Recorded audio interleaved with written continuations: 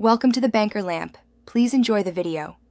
You start by isolating the buzz, play single notes and slide to find the exact fret or region. Once found, inspect the nut slot and saddle visually and with a fingertip, feel for loose contact.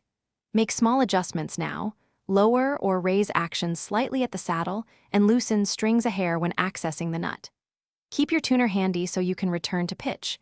This prevents misleading tension changes while you work through the next steps. Once you know where the issue is, target the specific cause. If a fret is high, protect the neck and lightly file the crown, then polish. This quiets string rattle. If the string binds at the nut, use a small file to deepen the slot by only 0.20, 5 mm and lubricate with graphite. When action or relief needs change, make truss rod adjustments in small 1/8/1/4 turn steps. Tune between turns so you can hear if the buzz resolves. You finish by returning the instrument to pitch and testing thoroughly across the neck. Play chords and single notes in every position.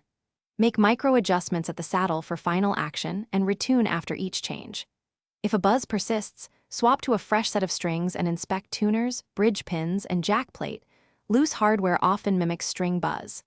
Keep notes of nut depth, action in mm, and truss rod turns so you can reverse or reproduce the fix later.